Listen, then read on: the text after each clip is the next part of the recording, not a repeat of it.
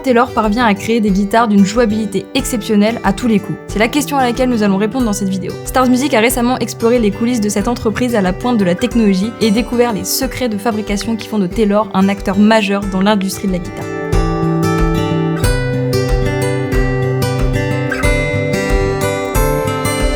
As the chief designer here at Taylor, one of the jobs that I love best is to actually create the instrument. So I'll work in this environment with my traditional tools and my simple machines and think of something that I think would be great for musicians. And then, after the instrument is built, that's when we start to look, as a team of engineers and machinists and tool makers, how are we going to create this thing? Usually for something new, we do it by hand first until we develop the process and figure out what we are doing. Because it's quick to start, the barrier to entry is low. We actually work in a very traditional way and then look at every component of every design and ask ourselves, how could we best make this part? What gives the best value to a musician? What gives the best result for the guitar? We don't integrate robotics without fully investigating what we're doing. A lot of my job is saying no, saying that's not a good idea, let's not do it, quality would go down. Yeah, and it's why we still do a lot of things by hand, because people can still do very good work. And we see it every day. We have great staff. From this piece of wood's perspective, it's getting turned into a guitar, but it doesn't know whether I'm making a cut with a chisel or with a CNC mill. What it knows is that it's going to turn into a guitar. And so I look at this and say, well, this is the perfect marriage. This is a way to take a guitar that came off a craftsperson's bench and make that available to thousands of musicians around the world with a level of consistency and precision that could never be matched by hand, one after another. It's a perfect fit.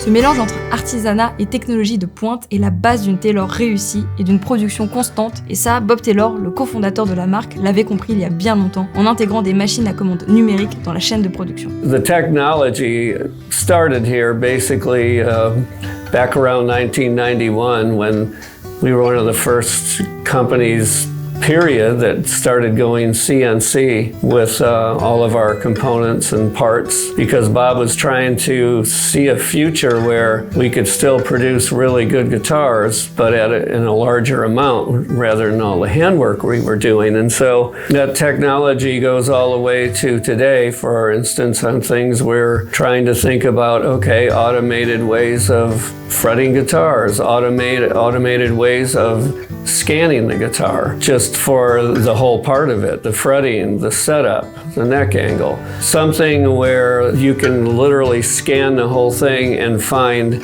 everything that's going on, and you can monitor it all day long just through a kind of an RFID system type thing. L'automatisation apporte une incroyable précision à la fabrication des guitares. Alors on pourrait se dire, pourquoi ne pas fabriquer des guitares uniquement à l'aide de robots? Nous obtiendrons ainsi la guitare parfaite à tous les coups, sans se poser de questions. Mais le choix d'utiliser ou non la robotique dans la production des guitares Taylor va au-delà de l'aspect technique. We investigate heavily whether automation is the right tool for the job. The first question we ask is, what problem are we trying to solve? Technology is fun, and it's my job, so I always want to use a robot or use sensors or a camera or something.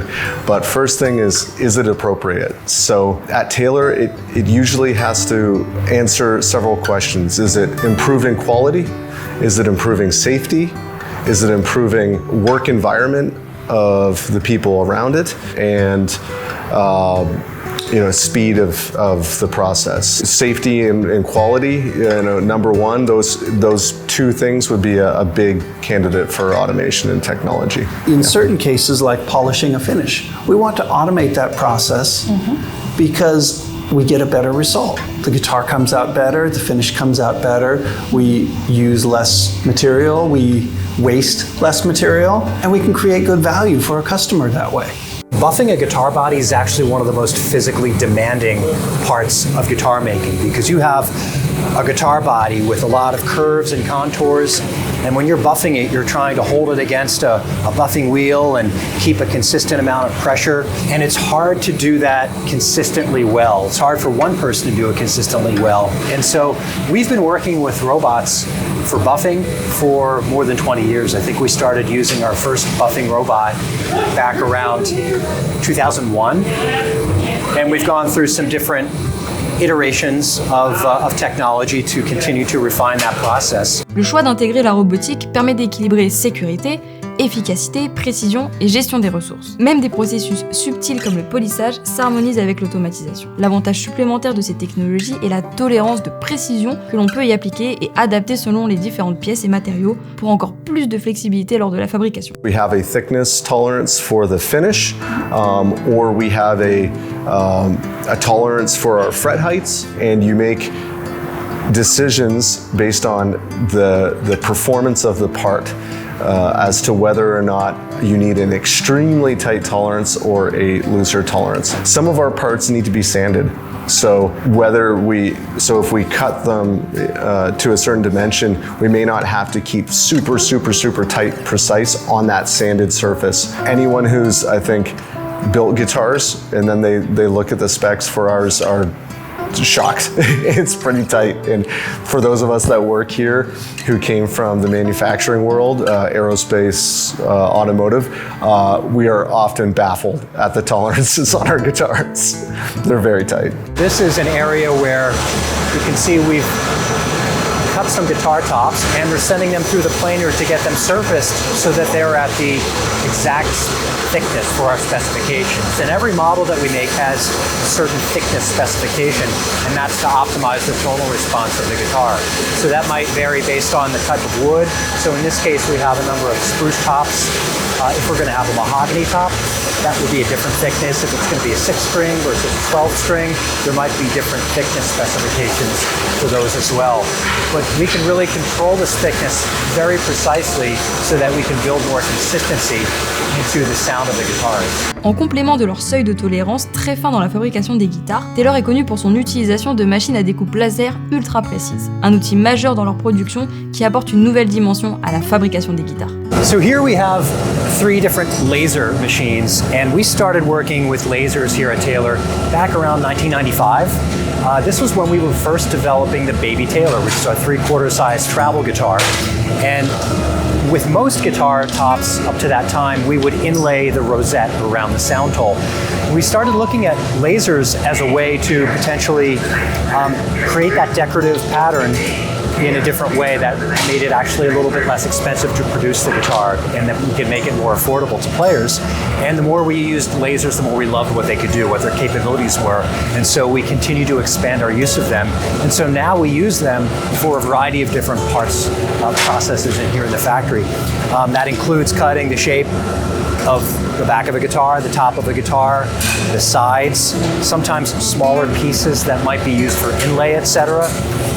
And there are a number of benefits to using lasers. You have computer programs that drive them, right? So they're very accurate. So they're based on an X and a Y axis. It's safer, it's more accurate, they're more efficient. You don't have tool bits that might chip or get dull over time. And so it really turned out to be a great tool for us. And so we rely on them for pretty much all of the guitars that we make in some way. Nous avons pu constater tout au long de notre visite dans les ateliers Taylor la présence de ces nombreux robots sophistiqués. Comme nous l'avons vu, ils élèvent la fabrication des guitares à des niveaux inédits de précision et d'efficacité. Mais les questions qui peuvent désormais se poser, c'est d'où proviennent-ils, qui les a conçus et surtout comment. Sometimes we have a vendor build the machine for us. More often we do it ourselves. The first step is to understand the process, and that goes hand in hand with doing it manually. So either working with the person who has developed and learned how to do that process, or I have to learn it myself. And then from there we get an understanding of how it's done. We design it on a computer, model it in 3D. We do the mechanical design that way, and then once we all agree on what the design looks like in CAD, then we start ordering parts, and we have a machine shop at Taylor. We're lucky, we're fortunate that way. It's something that Bob has always felt was important, to be the controllers of our own destiny in terms of making tools. So we have a machine shop that can build a lot, and so they'll make the components, and then myself and Joe, who works with me, who's a controls tech, will work on building the machine. If Taylor simply purchased robots and then that was it, they had no one managing it, then quality would go down. So it's an everyday thing. We ensure that our robots are operating within our parameters. We inspect, we react if there's something we see, and we try to predict problems before they start. With computer mills, Bob Taylor was the first acoustic guitar builder to start working with them. He bought his first computer mill in 1989, and that really helped propel Taylor forward in terms of the way that we carve necks and approach guitar making from a production point of view. With a computer mill, you can refine the process of doing things so that it's very accurate. You can program these machines, these tool bits, to do carving work, to do routing, slotting, other shaping work in very precise ways, super precise tolerances, so you can get the neck profile that you want precisely each time, so you have more accuracy and more consistency. Toutes ces étapes de fabrication contribuent à instaurer une uniformité dans la production. C'est pour cela que chaque guitare Taylor procure une sensation familière lorsque vous la prenez en main. Et si on doit citer une technologie spécifique à Taylor qui accentue encore plus cette sensation, c'est bien évidemment le neck angle. Ce concept unique vient parfaire le confort de jeu en apportant un réglage ultra précis de l'alignement entre le manche et le corps de la guitare. The neck angle is one of the greatest parts of the guitar. Without a great neck, the guitar really doesn't play very well. And that could be any brand of guitar, but with us at Taylor, obviously we have our neck joint here, the Taylor neck, and we have the ability to adjust a guitar within various climates without going to extremes, which is why we put this with humidity so well. But let's say a fingerstyle guitar player. They can take this guitar, this GS Mini, the neck, have the guitar and go, well, the action's just a little strong for me. We can take this neck off and we can tilt it back just slightly, ever so slightly, and get that action right where they need it. We have a solid wood shim system that's in the guitar. So with these, they're adjustable within 0.02 of 1 inch. I might get corrected on this, but I think it's 0.04 of 1 degree is the amount of change on that, which is quite small. So between a saddle, a truss rod, and the shim system, we can really get a guitar to play very well. You get a view here of this pocketing area. There's 2 areas where the guitar body is pocketed. And this is important because this relates to the patented Taylor neck and the way that the neck fits into the body of the guitar. The neck will be attached to the body independently of the top. So no matter what happens in the environment in which the guitar lives, if it gets humid and maybe that top moves, swells up a little bit, or it gets dry and maybe it shrinks down a little bit, the neck, that won't affect the neck at all because the neck's really not attached to the top. It's just bolted into the body. So it allows us to really micro-calibrate that angle to have it set precisely for playability.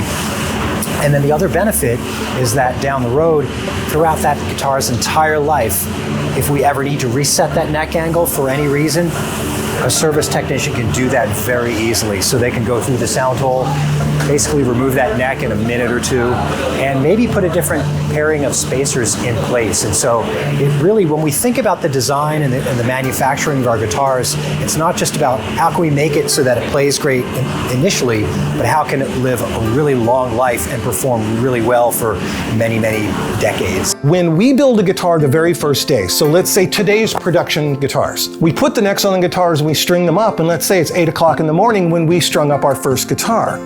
Well, at 2 o'clock, we could look at that guitar and go, whoa, well, the top deflection kind of came up a little bit. It rotated slightly. Well, this neck angle is too low now.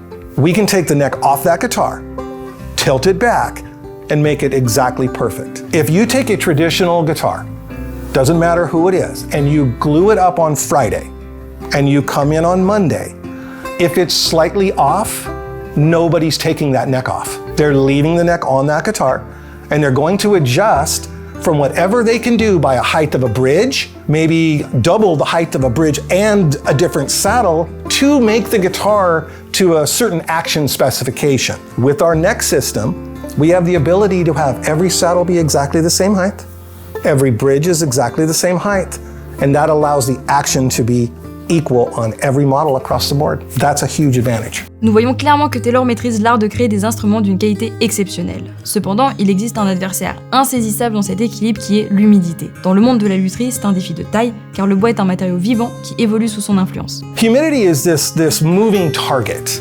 Okay, it's one of those things that you can't see, and you can't taste it, and you can't smell it, but it's there every day around us. It's something that we sometimes take for granted, but with an instrument, with wooden instruments in general, it's very important because they're organic. When we say relative humidity, where we're talking about the water vapor that the air is holding at a certain percentage.